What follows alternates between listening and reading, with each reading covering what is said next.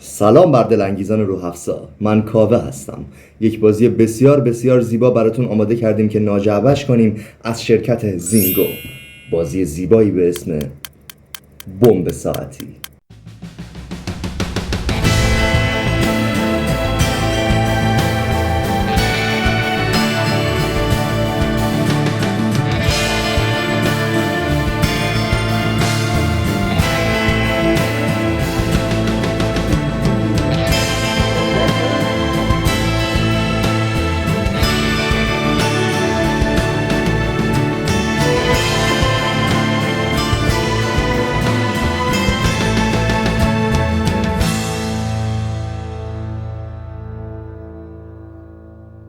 با روال کارمان نمیدونم تا چه حد آشنا هستین، ولی خب به این صورته که اول نظر پویا رو میپرسیم و ایده ها رو ازش میگیریم و پس از اون شروع میکنیم به ضبط ویدیو. ولی به نظرم ویولونه دستمون باشه. آخه خب نزنیم.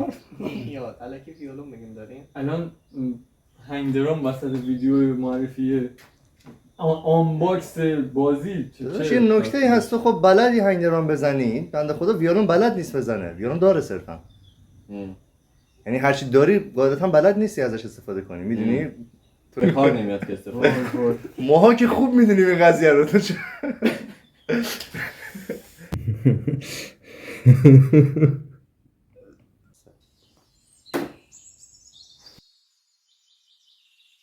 آره، بچه ها میگفتن که این جعبه رو امیر بگیره دستش پرتاب کنه، بعد ویدیو رو برعکس کنیم و این حرفا. ما گفتیم نه بابا، از این حرفا نداریم. من پرت میکنم امیرم میگیره. اون پرت کردم سری اولم امیر گرفت.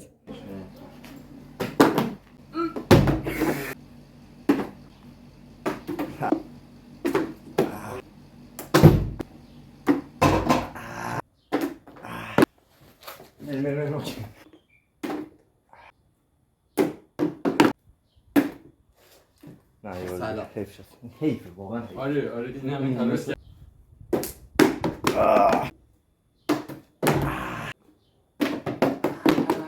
قوس بیشتر دیگه سریعت میگیریم. دیگه آره سریعت تحلیل میکنه.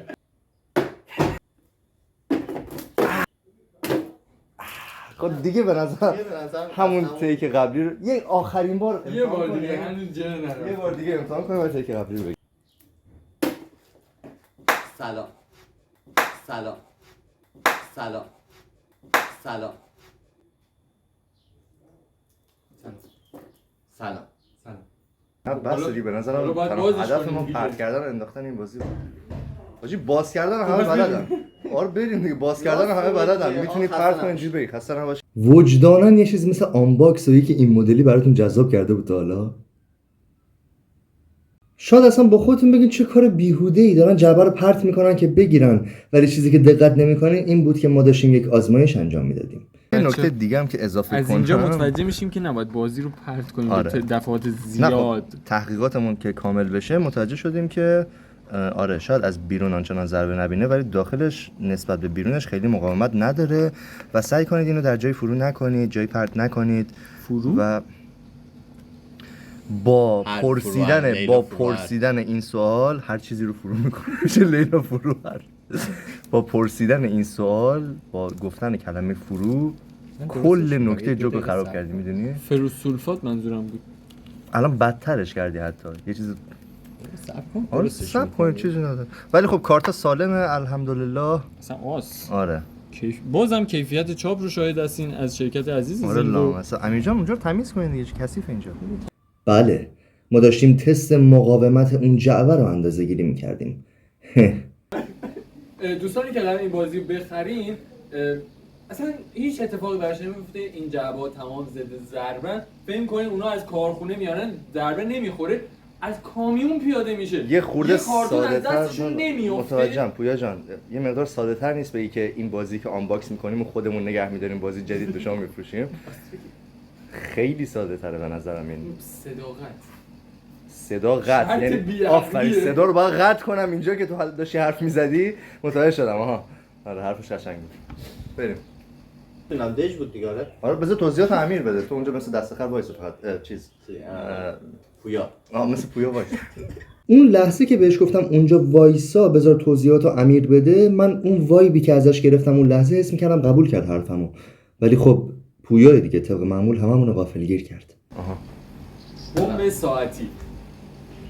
این بازی 4 تا 6 نفره، بازیش هم 16 سال به بالاه و 1 ربع تا 25 دقیقه بیشتر هم طول نمیکشه، یعنی میتونید چند دست بازی کنید. این اطلاعات رو راجع به بازی به خاطر بسپارین چون دیگه تکرار نمیشه. 1. الان سال 1890. 2. شما تو شهر لندن هستین. 3. پروفسور موریارتی اومده و تو شهر لندن میخواد یه بمبی بکاره. و 4. شما یاران شرلوک هولمزین. پس چی شد؟ 890 لندن موریارتی بمب، نه موریارتی بمب، شما یاران شرلوک هولمزین. این اطلاعات رو راجع به بازی به خاطر بسپارین چون دیگه تکرار نمیشه. فکر کنید سال 1890 تو شهر لندن پروفسور موریارتی اومده که می‌خواد یه بمب بکاره و شما چی؟ شما یاران شرلوک هولمزین. چی از این بهتر؟ خیلی تحقیرآمیز گفتی اسم کنم، ببخشید وسط حرفت. خیلی تحقیرآمیز نگفتی شما یاران شرلوک هولمزین. اسکولا. اینجور بگو بسشونه که داشت اینا. من اسخایی میکنم جلو دوربین قرار شد همه حقایق رو بیان نکنیم. فکر کنید سال 1890 و موریارتی اومده که اینجا یه بمب کاشته، اما شما چی هستین؟ شما یاران شرلوک هولمزین. سال 1890 موریارتی اومده توی لندن یه بمب کاشته و شما به عنوان یاران شرلوک هولمز وسط حرفت میخوای بپرم، ببخشید چون دلم میخواد یه بار دیگه تکرار کنی این دیالوگو. اینجا رو بنده با اجازه یه مقدار بزنم جلو. سال 1890 داره رد و برق میزنه تو لندن هم شبش بارونیه. حالا این مثلا موریارتی اومده یه بمب کاشته، نشنیدم. این مثلا اومده یه بمب کاشته. حالا شما چی؟ شما به عنوان یاران شرلوک هولمز وقتشه که تو سراسر شهر بگردید و این بمب رو خونساش کنید. این بمب بریم آنباکسش کنیم. بازش کن. من در ضمن قرعه کشی هم داره. شرکت کنیم. زینگو. حالا یک ذره فقط طول کشید که قلق باز کردن این جبه دستمون بیاد. میخواین شما بیان جلو دوربین شخصیت رو بگین یا دوربین رو بیارم اونجا؟ هرچی نظرتونه. رفتی منم باید بیام. شخصیت‌های بازی؟ شخصیت‌های بازی؟ پویا جون چیکار می‌کنی قربون دارم؟ یه خورده تعداد کارت زیاده و تو هم و کارت ریز داره.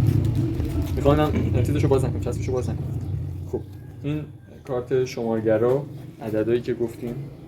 الان سوال البته یعنی شانسی میاد، ما نمیدونیم. چیکار داریم کنیم؟ بده به من، خب دستت نمونه. این کارت سیما، 37 کارت سیم. سیما کیه؟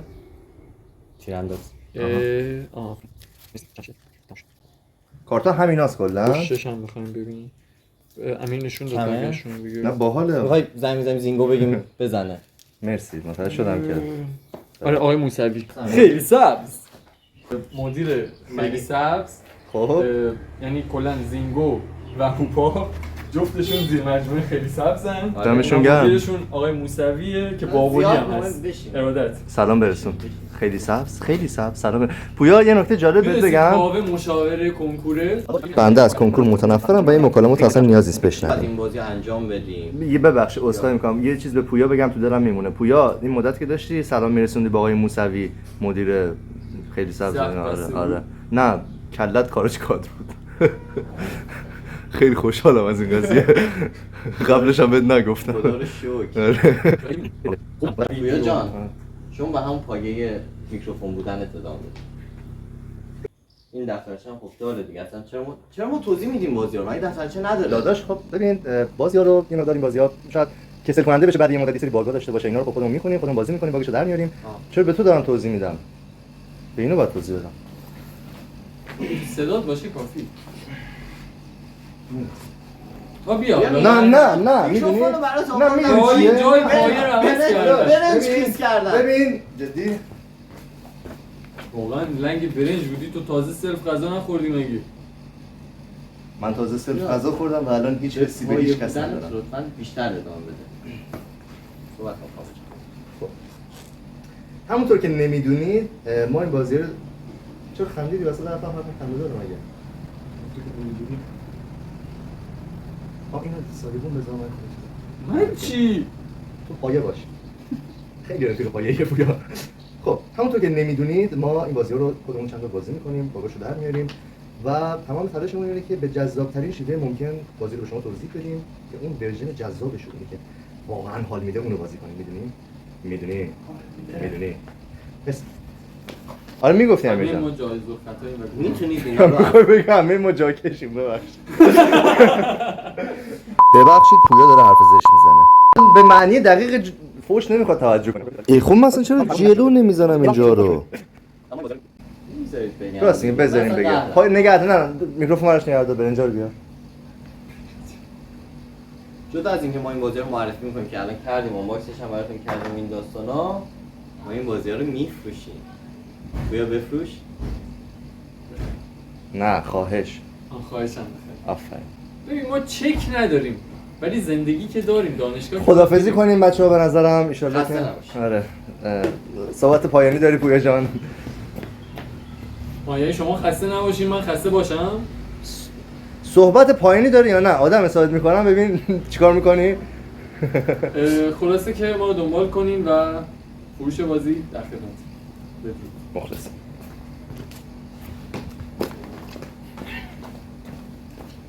آنباکس بازی بمب ساعتی رو هم با هم دیدیم. صمیمانه متشکرم ازتون که وقتتون رو با ما تلف میکنین و خیلی از این قضیه خوشحالم. امیدوارم از این بعد بهتر بتونیم وقتتون رو تلف کنیم. تا دیدار دیگه، بدرود.